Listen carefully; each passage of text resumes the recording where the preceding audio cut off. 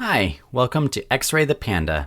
I'm Paul, and today we're going to examine the topic of China's zero policy and its reasons. 2 years ago, an influential former property executive and critic of President Xi Jinping was sentenced to 18 years in prison for corruption by the government. His crime was calling Xi a clown who was stripped naked but still insisted on continuing to be an emperor, although he has been holding a G-string one after another trying to cover up the fact that he's totally naked. However, his ambition to be an emperor was obvious, same as the determination, and those who stand in his way will only be sent to execution. Now, with his zero COVID policy being pushed since March, dozens of its cities are under full lockdown, with the entire city completely enclosed with a concentration camp-like model management. The most typical representation is Shanghai, with massive numbers of international airlines canceled and foreign investors continuing to flee. The common citizens are either under quarantine or panic shopping to stock up daily supplies. Subways in Shanghai are completely shut down. However, the government does not call it a lockdown, instead calling it risk management. At the same time, the extreme discontent from the citizens and the massive toll on its economy seem to be ignored, without carrying out any practical methods to mitigate the public panicking. All they did was publish a letter with official jargon to the Shanghai people, stating no challenge couldn't be conquered. Objections by the angry people, the Shanghai government made a symbolic apology, but overall there was no practical action that was implemented to improve afterwards, but continued pushing the zero COVID policy as strict as before. This is the basic situation in Shanghai, a place with the highest city management nowadays among all the cities in mainland China. How other cities are like in China can only be imagined. Meanwhile, Beijing officials have launched mass testing exercises, shutting schools and public transportation, imposing targeted lockdowns on some residential buildings. A picture showing many Beijing residents riding a bike for hours going to work has spread around.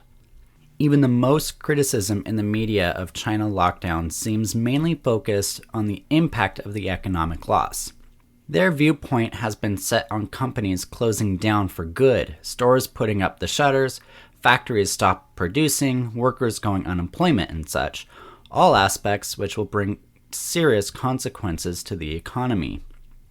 According to research, which estimated that the direct financial loss from just the Shanghai lockdown is more than $30 billion per month. So what if the government decided to lock it down for a year? Well, then the financial loss will be over $500 billion. The personal income tax of March this year dropped 51.3% compared to last year. Auto sales dropped 48.1%. Top 50 real estate enterprises dropped 50.5%, though the GDP raised according to the Statistical Bureau. But is the financial loss really the concern of the government at this point? Obviously not, so let's look at the political benefits. The lockdown and zero COVID policy is carried out by the local officials in the government to show loyalty to Xi, whose personal stamp has firmly been on the zero COVID policy throughout the pandemic, meanwhile scooping enormous amounts of money for themselves. The lockdown is also a part of the blueprint plan of Xi's reappointment to a third term during the 20th CCP National Congress that will be held later this year, sometime roughly between October and November, something that is the most important of anything to Xi. As a result, $500 billion in financial loss, even if it was 10 times more, he would still do that without blinking, knowing that he could be reelected. But is the Shanghai lockdown and the zero COVID policy the same as the Wuhan lockdown 2 years ago? The answer is no. The quick swipe of the zero COVID policy back then in Wuhan was to cover up the truth about the origins of this virus and destroy evidence as soon as possible. As we know, there was no solid conclusions on reports on the international stage with the WHO. The current COVID policy is more related to politics. With Xi controlling his central government, which he has frequently pointed to the low official death toll as evidence of the effectiveness of this strategy, and bolster its claims that Chinese communism is superior to American capitalism, the Chinese government is better than any Western government, and to have the Chinese people brainwashed to only listen and obey its government blindly. A famous quote among the Chinese Communist Party: "If a man's loyalty isn't 100%, then he is 100% disloyal." Xi Jinping has always wanted to build a society that's highly controlled by the government, or, more specific, by him. With this lockdown activity, just as all other political activity this party has created throughout its entire history, whoever doesn't follow the policy as strict as the chairman's commands will be deemed as the enemy of state, and therefore he should be eliminated. Therefore, the lockdown and zero COVID policy has become a loyalty test for the government officials. Even if in the future, when COVID turns into past tense, finally, the government will still come up with excuses like liberating Taiwan to achieve the revival of nationhood. In other words, before the Chinese Communist Party disintegrates, China will no longer focus on its economic construction. Someone might wonder why the national lockdown and zero COVID policy in China could be so easily carried out. Why doesn't it work for the governments in Europe or countries like America? Well, let's not be naive. It's not that these governments don't want to. It's only because they can't practice it on the actual horizon within the near future. Otherwise, they could have done it as well.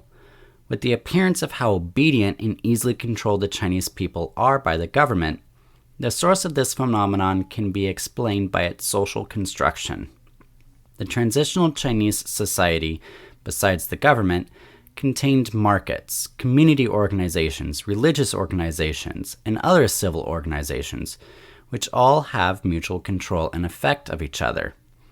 However, since the Chinese Communist Party took over, with its various political activities, the government dominated the society and manipulated all the rest of the organizations, either by eliminating them or having them become one of its various appendages. Therefore, it's not wrong to say the current China isn't exactly a true country anymore, but more of a giant government.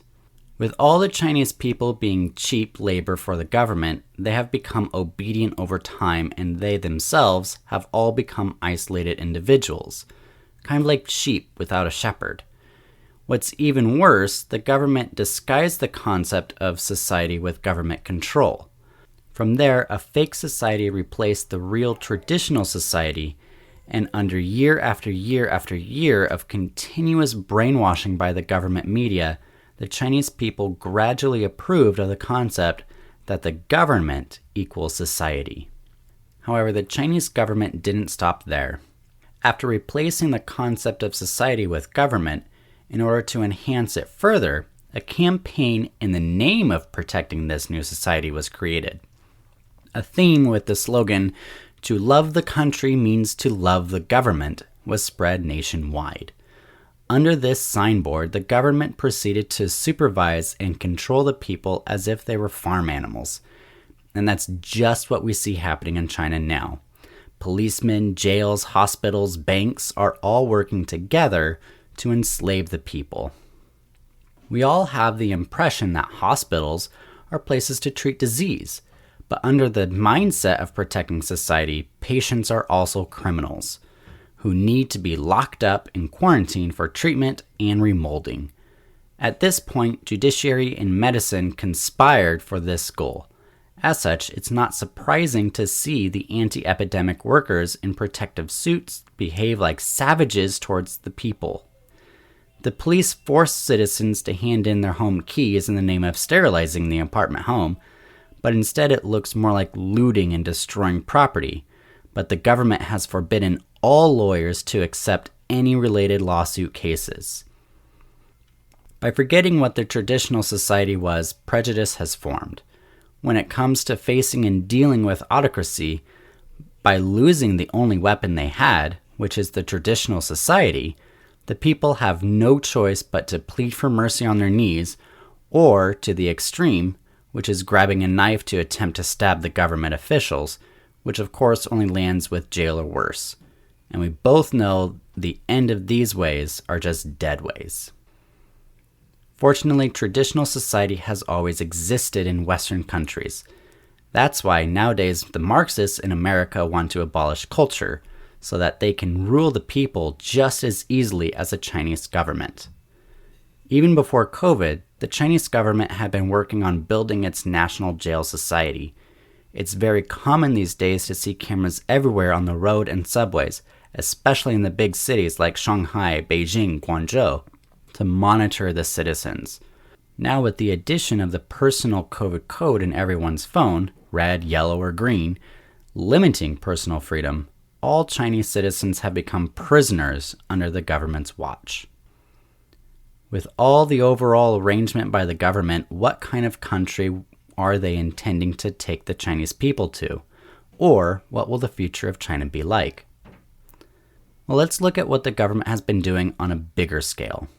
The government stopped issuing national passports 2 years ago, which makes it nearly impossible for the domestic capital to flee abroad. So the main focus of its policies have been aimed at the villages and farmers, which is highly similar to Mao Zedong's time. Cities and villages are divided into small pieces of districts running by grid management. Back in the 1960s under Mao, under the slogan of increasing both production and income to guarantee every citizen to have enough rice, it ended up with everyone starving.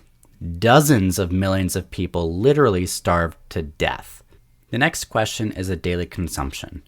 Demonstration places have already been running for years to experiment with the personal credit points and an inspirational supermarket model. To gain personal credit is to do what the government demands, and the local magistrates will grant the credit points, which can act like money to purchase goods in that inspirational market. Therefore, how much you can have has nothing to do with the market, but everything to do with the favoritism of the local magistrates. Under this system, the market-oriented economy will be gone, and even the currency will be unnecessary. Personal freedom? What is freedom? Everyone's life will be like a labor farm from a kind of concentration camp. I don't know how many people will like that kind of life, but I know if I were to live in this kind of life, all I want to say is just shoot me. All right, well, that is the end of our discussion today, so please subscribe and share, and we will see you next time.